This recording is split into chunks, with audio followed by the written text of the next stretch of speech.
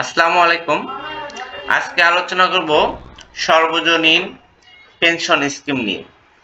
আহ, সম্প্রতি দেখা যাচ্ছে যে বেসরকারি শিক্ষকদের, এমপিভুক্ত শিক্ষকদের উপর নাকি একটা প্রেশার ক্রিয়েট করা হচ্ছে বলে অভিযোগ শোনা যাচ্ছে। তার উপর ভিত্তি করে আজকে ভিডিওটা ক্রিয়েট করা। তো আসুন জানি যে আসলে এই যে সর্বজনীন পেনশন স্কিমের যে বিধিমালা, গেজেট যে প্রকাশ করা হয়েছে, সেই বিধিমালাতে কি কি আছে। এখন এখানে কিন্তু একটা মানে ধোঁয়াশা একটা বিষয়। অনেকে দেখেন এই যে 31 জানুয়ারি 2023-এর যে গেজেটটা, এটা অনেকের কাছে আছে। এখন এই গেজেটে কিন্তু কারা কারা অন্তর্ভুক্ত হতে পারবে সে বিষয়ে কিন্তু সুস্পষ্ট কোনো কিছু এখানে নেই।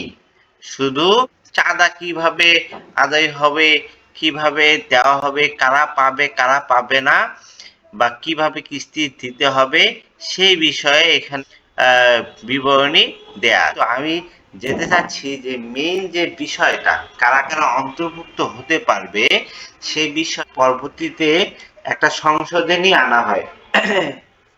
এই স্কিমের একটা সংশোধনী আনা হয়। সেটা দেখেন 13 মার্চ 2024-এ। আর এটা ছিল কিন্তু, দেখেন, এটা ছিল সম্ভবত 31 জানুয়ারি 2023-এ। তাহলে দেখেন এটা কিন্তু আগের, ওল্ড। ওটার উপর ভিত্তি করে এই যে নতুন যে সংশোধিত গেজেট প্রকাশ করছে, এটা কিন্তু দেখতে হবে। এটাই এখন মেইন।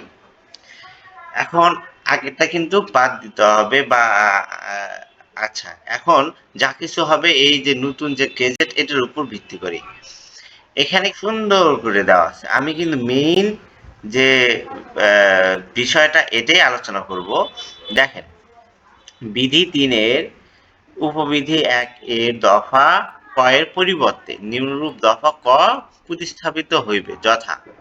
এর মানে ওই আগের আগের এইটাতে যে বিধি ছিল, হ্যাঁ, সেটা পরিবর্তন করে এই বিধিটা আনা হয়েছে যে প্রবাসী স্কিম, প্রবাসী বাংলাদেশী নাগরিকদের জন্য। এটা বিদেশে কর্মরত বা অবস্থানকারী যে কোনো বাংলাদেশী নাগরিক তফসিলে বর্ণিত চাঁদার সমপরিমাণ অর্থ বৈদেশিক মুদ্রায় বা বাংলাদেশে তিনি যে ব্যাংক অ্যাকাউন্টে রেমিটেন্স প্রেরণ করেন সেই অ্যাকাউন্ট হইতে মাসিক চাঁদা জমা প্রদান পূর্বক এই স্কিমে অংশগ্রহণ করিতে পারিবেন, এবং তিনি দেশে প্রত্যাবর্তনের পরে সমপরিমাণ অর্থ দেশীয় মুদ্রায় পরিশোধ করিতে পারিবেন এবং প্রয়োজনে স্কিম পরিবর্তন করিতে পারিবেন।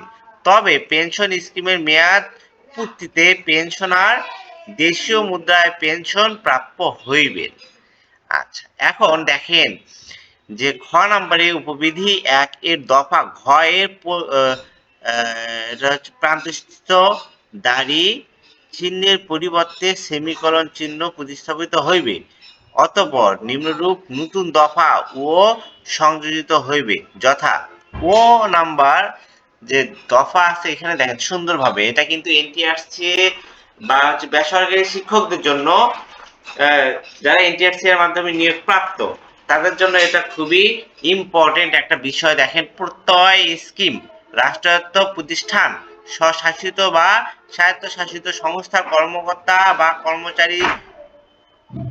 বা কর্মচারীগণের জন্য রাষ্ট্রায়ত্ত প্রতিষ্ঠান বা স্বশাসিত বা স্বায়ত্তশাসিত সংস্থার চাকরিতে যে সকল কর্মকর্তা বা কর্মচারী তাহারা যে নামে অভিহিত হন না কেন, 1 জানুয়ারি 2024 খ্রিস্টাব্দ তারিখ ও তৎপরবর্তী সময়ে নতুন যোগদান করিবেন, তাহাদের জন্য এই স্কিম বাধ্যতামূলক হইবে।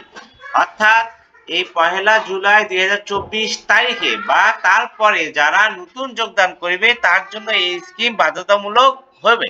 মানে বাধ্যতামূলক, তারা এই স্কিমের অন্তর্ভুক্ত হবেই। এবং তাহাদের ক্ষেত্রে উক্ত প্রতিষ্ঠান বা সংস্থার জন্য প্রযোজ্য অবসর সুবিধা সংক্রান্ত বিধিবিধান প্রযোজ্য হইবে না।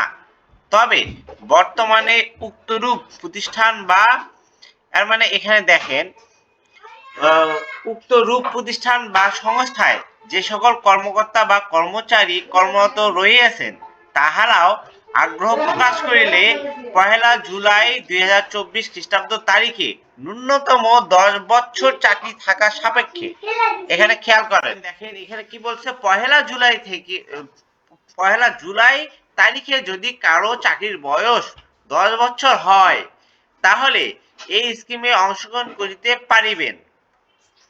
কখন? আগ্রহ প্রকাশ করিলে। যদি কেউ কোনো শিক্ষক বা কর্মচারী বা কর্মকর্তা মানে চাকরিরত অবস্থায় থাকা যদি বয়স মানে চাকরির বয়স যদি 10 বছর হয় তাহলে তিনি যদি আগ্রহ প্রকাশ করেন তাহলে এই স্কিমের অন্তর্ভুক্ত হতে পারবেন। এই স্কিমে অংশগ্রহণের জন্য সংশ্লিষ্ট প্রতিষ্ঠান বা সংস্থার সংশ্লিষ্ট কর্মকর্তা বা কর্মচারীর প্রাপ্ত মূল বেতনের 10%, 10% বা সর্বোচ্চ 5,000 টাকা যাহা কম হয় তাহা কর্মকর্তা বা কর্মচারীর বেতন হইতে কর্তন করিবে এবং সমপরিমাণ অর্থ সংশ্লিষ্ট প্রতিষ্ঠান বা সংস্থা প্রদান করিবে এবং অতঃপর উভয় অর্থ উক্ত প্রতিষ্ঠান বা সংস্থা উক্ত কর্মকর্তা বা কর্মচারীর কর্পাস হিসেবে জমা করিবে। অর্থাৎ এই বিধি অনুসারে এই দফা অনুসারে আমরা এটাই বুঝলাম যে যারা 1 জুলাই 2024-এ যারা যোগদান করবে বা তারপরে যোগদান করবে তারা অটোমেটিকলি এই সর্বজনীন পেনশন স্কিমের অন্তর্ভুক্ত হইবে। আর যারা আগ্রহ প্রকাশ করবে মানে প্রবীণ যারা আছেন তাদের যদি 10 বছরের উপরে যদি তাদের চাকরির বয়স হয় তারা আগ্রহ প্রকাশ করলে কেবলমাত্র তারা এই স্কিমের অন্তর্ভুক্ত হতে পারবেন। এর মানে যারা 10 বছরের নিচে তাদের কথা কিন্তু এখানে বলা নেই। আর যারা হচ্ছে প্রবীণ তারা যদি আগ্রহ প্রকাশ না করে তাহলে তারা এই স্কিমের অন্তর্ভুক্ত হতে পারবে না। এটা বাধ্যতামূলক না। এরপরে দেখেন সবকিছু এখানে আছে। আমি এই ফাইলটা ভিডিওর ডেসক্রিপশনে শেয়ার করব, আপনারা ওখান থেকে দেখে নিতে পারবেন। দেখেন এটা কিন্তু মার্চের 13 তারিখের সংশোধিত যে গেজেট আছে সেখানে কিন্তু প্রকাশ করছে। হ্যাঁ, এখন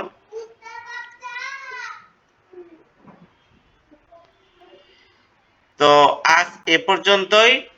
ধন্যবাদ সবাইকে। আপনাদের কোনো মন্তব্য থাকলে অবশ্যই কমেন্ট বক্সে জানাবেন। আসসালামু আলাইকুম।